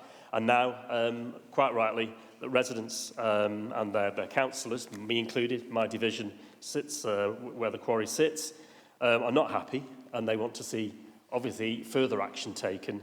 I think as far as the County Council is concerned, the leader of the County Council joined me in writing to not only the Environment Minister, the previous one, or the one before that, or the one before that, we've had so many, but to the Prime Minister, and asked him. He didn't respond to me. It came from the latest Waste Minister to say that they weren't going to have a public inquiry. You know, so I think that's what we need to see, a public inquiry into the EA. But what we need to see on this site, and Councillor Uckfield is quite right, is further action. And my view is the work that has taken place will not be successful. No other work has been successful on this site before. There's a history to say that this site should not have been a landfill and given permission back in 1998 and so on. And it will continue to be a problem until I believe it is closed and it is capped off and it is restored. There is a plan for that from 2026 onwards. I believe the EA should bring that forward. That's my position. That's the position of Newcastle Borough Council. We're with the residents on that and we'll keep fighting on that. But I think the personal effect for people is really awful to see, and it's also affecting people's mental health as well in the area. And this has gone on too long and it needs to be resolved. And I think the EA, you know, with their action, began to go in the right direction, and they need to continue to do that to end this scourge upon large parts of Newcastle Borough. Thank you. Councillor Alan White. Sorry, can you give me a second? People are trying to speak after after the cabinet member has spoken and after I've called the leader. So you won't be allowed to speak. There was plenty of time while Councillor Uckfield was speaking to press your buttons. Thank you, Councillor Alan White. Thank you, Mr. Chairman. Clearly, Councillor Uckfield, and obviously speaks from the heart. Thank you for your contribution to the council, and thank you for your tenacity, keeping on at this for 20-odd years.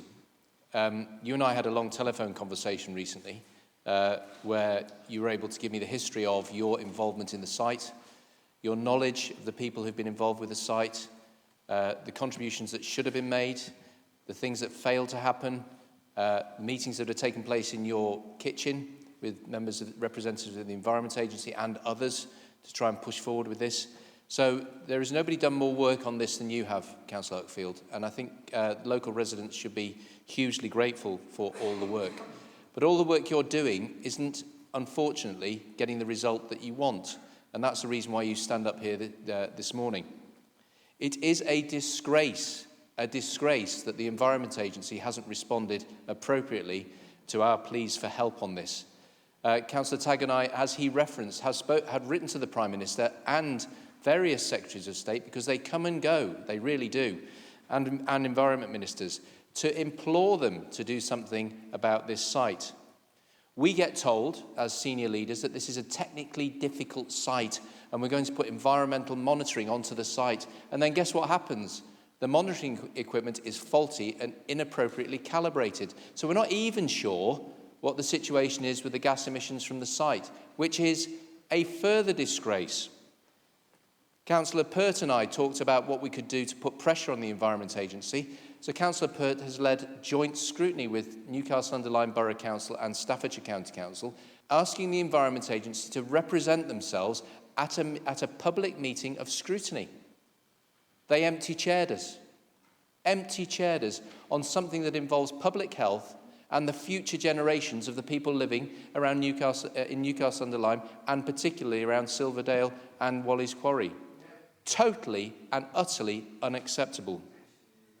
We can say that we will redouble our efforts, and we will redouble our efforts, Councillor Huckfield, rest assured of that. But we need to have a receptive audience. We need to have an Environment Agency that's willing to take action. We need to have an Environment Minister who's willing to put their hand in their pocket and say, you know what, there's a problem with this and we need to solve it. It won't do. It will not do. We demand action on behalf of from the government and the Environment Agency in particular. I expect to see them at Councillor Pert's next scrutiny committee when he calls it on this subject, which I think is pretty imminent, isn't it? Yep. And I look forward to that taking place. Thank you, Mr. Chairman.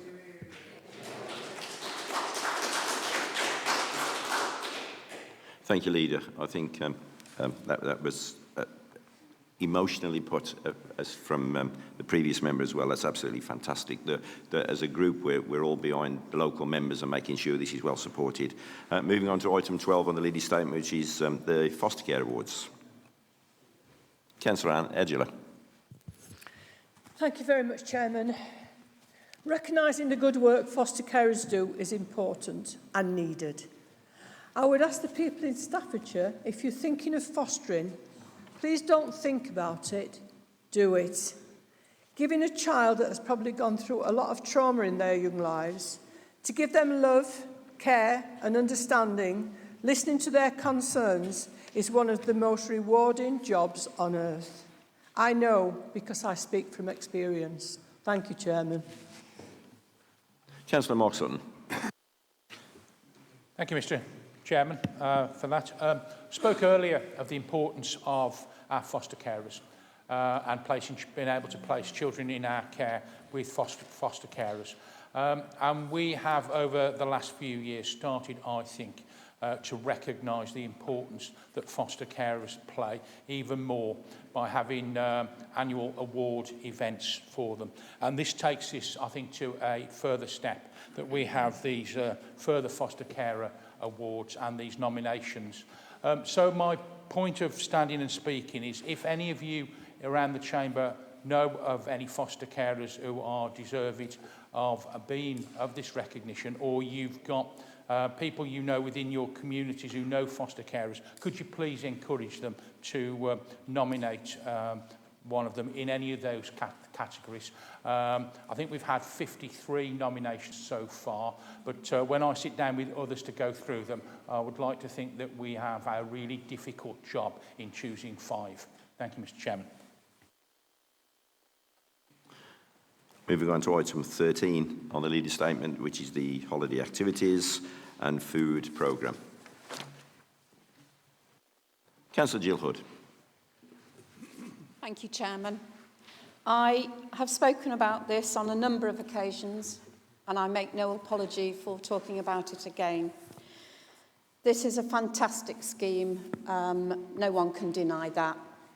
But sadly, because of the very poor response and the amount of people who don't turn up to fulfil these places, we have a lot of people who are just on the non-eligibility criteria, working families who, perhaps even just a couple of pounds, they're not eligible to go on to this. I have asked before, is there any way that we could have a cancellation register? That may sound ludicrous, but I'm sure there must be a way that we can put out on our website to those families who desperately would like the chance, the opportunity to give their children a day of fun, which they can't possibly afford because they're juggling money, they're juggling their finances. Do they pay for food? Do they pay for bills? Do they pay for repairs for the washing machine? It's very, very sad that we can't offer this opportunity to those families. And yet again, here I am asking, can we try and create some way in which we can invite those who aren't eligible to come along and take advantage of this scheme? Thank you, Chairman. Councillor Moxon. Thank you, Mr Chairman. And I'll endeavour to answer Councillor Hood's comments first before talking about exactly what I was going to say. And she is right, she has identified this on a number of occasions, and there's two specific things there, isn't there? Those families who are just outside the level to be able to get their children to one of these schemes, and then secondly, those families that book a place and then the children don't attend. There's unfortunately very little I can do about the former because the criteria is very strict, that it is only children who are entitled to free school meals that can attend. And unfortunately, there is no way round that. On the other point, though, and I visit these providers on a regular basis during the schemes, you know, and this morning been liaising about visiting some others during the Easter period. And I speak to many providers, and this is forefront in the way they try and run the schemes on an operational basis. They have lists of those people who should attend, and then they forever are ringing those people if they don't turn up and trying to get them to actually physically attend or ascertain why they're not there. And that is an ongoing issue that they are working hard at. And each time that we look at the providers, we also look at their attempts to be able to enhance the scheme and make it as good as possible. So those two areas are very much in our forefront with the officers and when we're looking at this. Almost 200,000 individual places have been provided across the county by a whole host of providers since this scheme first started in the summer of 2021. And this Easter, 80 different clubs will be available for that 2-week period around the county, providing 15,000 places of activities linked to a nutritious meal, which is excellent. And it's not just the individual sports club type things that a lot of them run. There's computing, there's wellness, you know, and there's outdoor activities around campfire, cooking, linked to nutrition and well-being there. So every member here will have been sent a link with the advertising and media stuff. So I would ask all members to try and advertise it across all the networks they're involved with, their local parish councillors and other community organisations, because it is essential that as far as possible we can fill each one of those 15,000 places over the Easter period. Thank you, Mr Chairman. Item 14 and the final item on the leader statement, which is school places. Councillor Richard Cox. Thank you, Chairman. There's two things I'd like to say on this. And first of all, I do thank our Education Department in the difficult work that they do in trying to place people, young people, into the schools of what would be the parents' choice. And I welcome the hard work that's involved. And I have been communicating with them because, for me, I think the 9 out of 10, I've got the 1 in 10 on a number of occasions. And obviously, there's a situation which should never have occurred, which I know the County Council were objecting to the Hart School reducing the school intake by removing one of their sites. And that has had an absolute detrimental effect on my house's estate of Hawkshire, which was adjacent to Rugeley.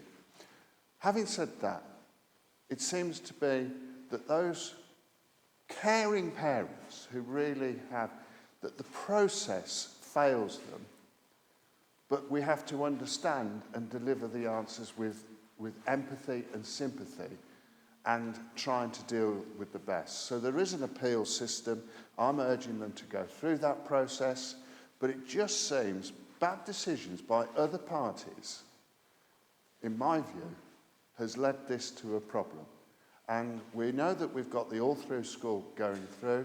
I can advise Council today that I've been pressing the planning authority, and only this morning have had the issues that were with the planning are effectively sorted. We're waiting confirmation from Sport England because they originally objected, and hopefully by the end of April a decision will have confirmed that we will be pressing ahead.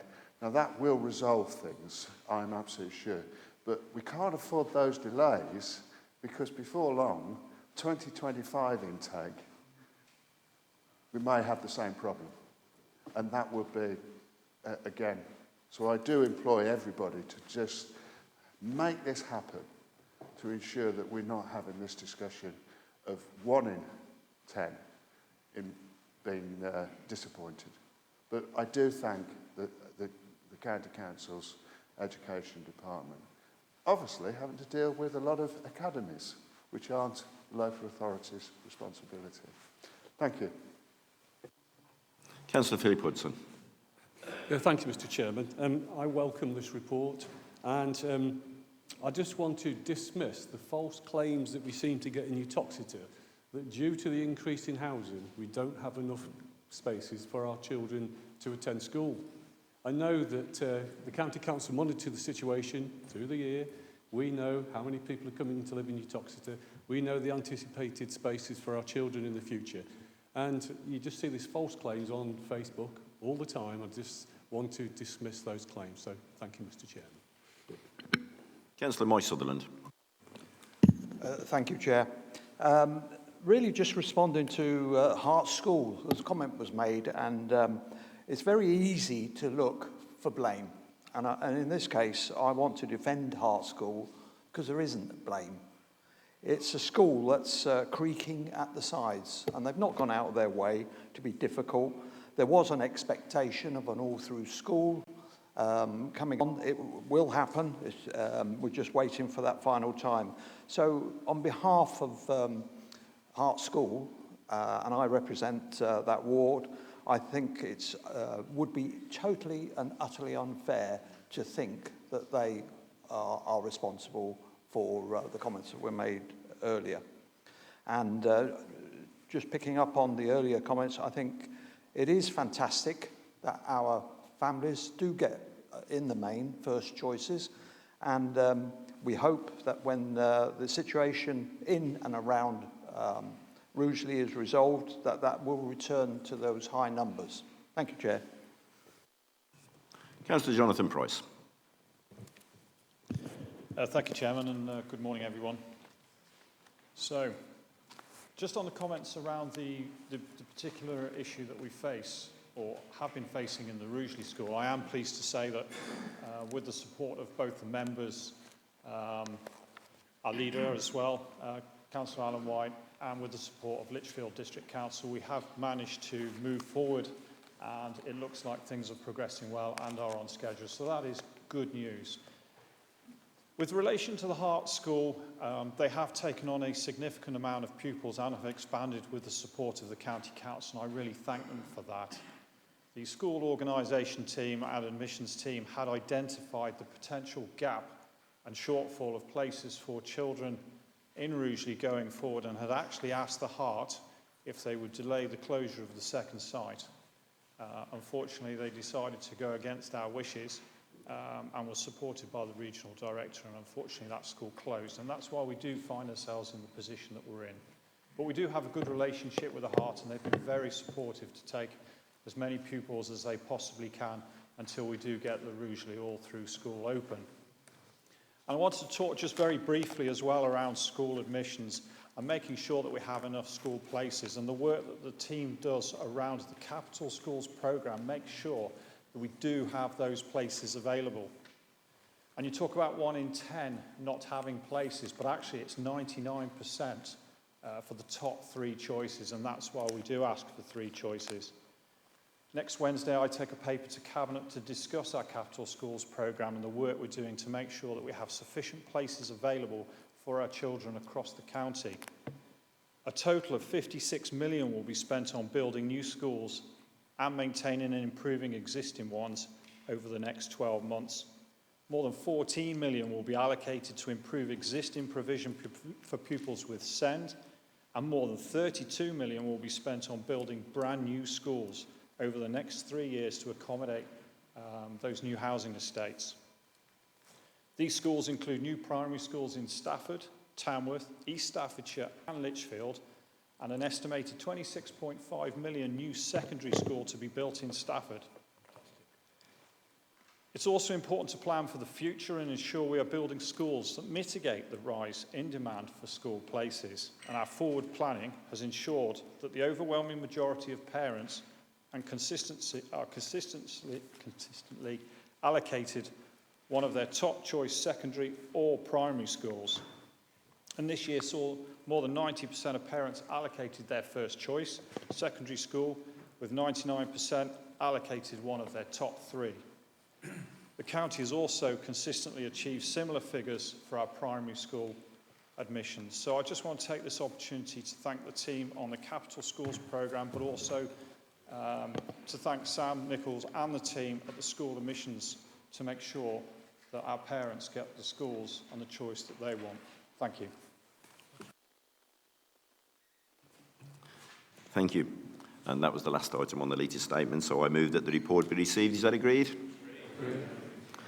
Moving on to item 6 on the main agenda, which is the pay policy statement. Councillor Alan White, will you move consideration of the report, please? Thank you, Mr. Chairman. I move the pay policy statement 2024 to 2025. Second it. Reserve my right to speak later in the debate if there is one. I have no speakers. Councillor, I was going to say, do you wish to respond? There's absolutely nothing to respond to. Do you want to speak on it, Councillor White, now? Okay. It has been moved and seconded that the recommendations contained in the report be approved. Is that agreed? Moving on to item 7 on our agenda today, which is the reports of the Chairman of the Staffordshire Police, Fire and Crime Panel. As Councillor Peters is not here today, Richard Cox, will you, or Councillor Richard Cox, will you please move consideration of the report, please? Thank you, Chairman.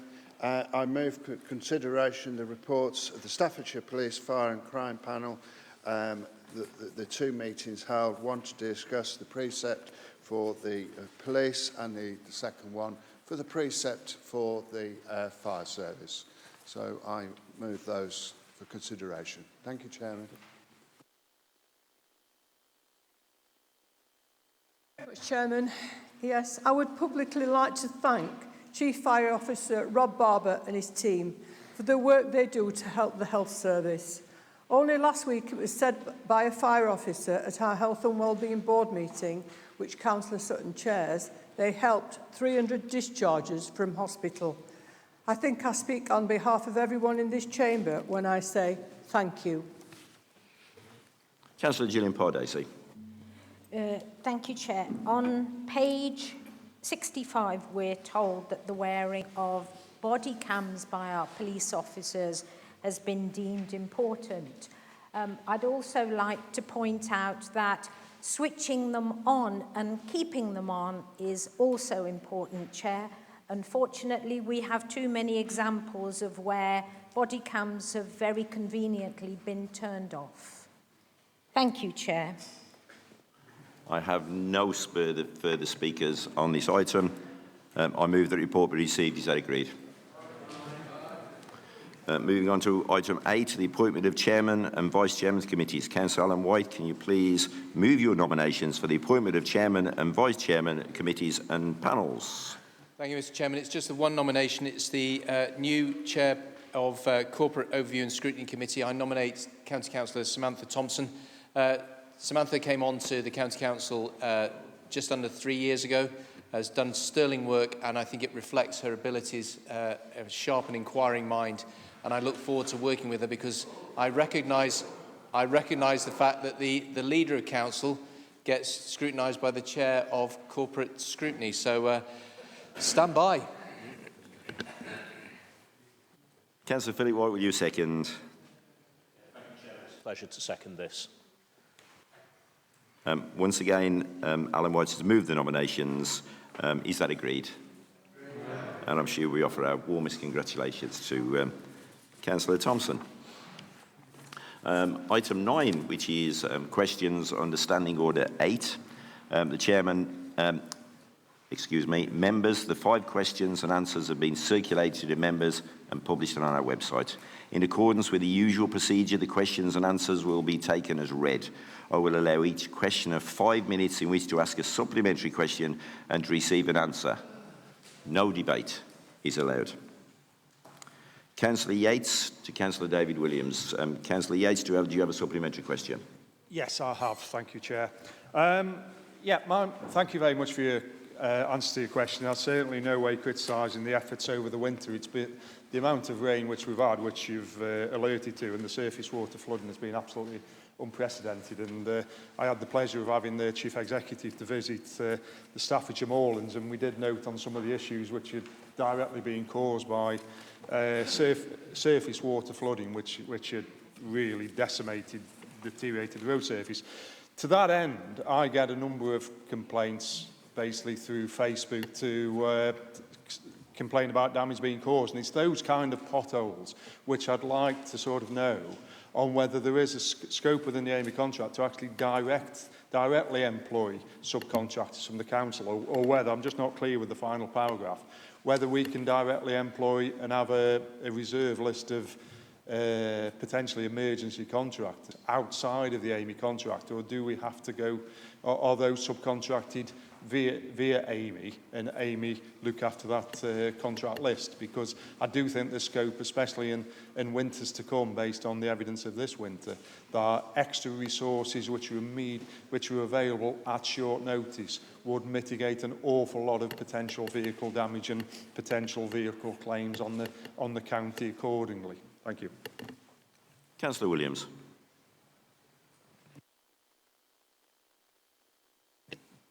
Yeah, thank you, Chairman, and thank you for your supplementary question. Yes, we can bring in local people, but obviously one of the things is we have to do it, and it's better to do it obviously through our Infrastructure Plus contract. It will also mean that the permitting scheme is maintained, and so that we know when and where we're doing the works. And we already have that ability now to already bring in local teams already. So it would be better to do it through our Infrastructure Plus, through AMI, who have obviously got contacts with that. And we also want to then be able to maintain the quality of the work, which has been a real focus for Cabinet, has been ensuring that whatever work is carried out to the right quality. So yes, we can, but I would suggest you go through the I Plus contract to do that. Councillor Hussain to Councillor Wilson. I'm aware that Councillor Wilson isn't here today. Councillor Sutton has kindly offered to take the supplementary question. Thank you, Mr. Chairman. I would like to also thank the Cabinet member for the answer she provided. So on my supplementary, I would like to highlight that in police statistics, Mr. Chairman, on the possession of weapons or any knife crime is gone up by 41% in the last 12 months, 41%, the possession of weapons and a knife, especially in East Staffordshire. So my supplementary question to the Cabinet member, how can the County Council ensure that a consistent program or awareness and education around this area and can be done with the existing interventions? Thank you. Councillor Sutton. Yeah, thank you for the supplementary. I think the answer to the question provided by Councillor Wilson details in some great detail what the Staffordshire Violence Reduction Strategy and Alliance do. Having examined the website and had a little look through that in some detail over the past couple of days in preparation for this. There is an awful lot of information there. Lots about what we're doing as partners across the whole of Staffordshire, led by the Police, Crime and Fire Commissioner, as well as all the stuff that's done with the districts directly, with ourselves. And one thing I would like to point out to the member opposite is that crime with a bladed article accounts for less than 1% of all recorded crime within the county. But that isn't to lessen the impact that does have when it actually takes place, you know. But I think we do need to put this into some perspective. So what I would suggest, in answer to the member, have a good detailed look at that website, what is all being done, and if there are any further points, I'm sure the member responsible would answer any questions directly if you were to contact them. Thank you, Mr. Chairman. Question 3, which is Councillor Pardacey to Councillor David Williams. Councillor Pardacey, do you have a supplementary? Yes, I do, Chair. My question is, what is so hard about understanding that underfunding means more disrepair on our roads, which is going to cost even more the longer it is left? Thank you, Chair. Councillor Williams. Thank you for your supplementary question. I think I'll refer you to the answer I gave a little while ago, and the fact that this council has invested in our roads and is continuing to invest in our roads. We've changed the way that we're working with the transformation. We're looking at the restructuring so it's more efficient. We're looking at the communications and continuing to improve our communications with our residents. And last year alone, we completed over 16,000 pothole defect rectifications.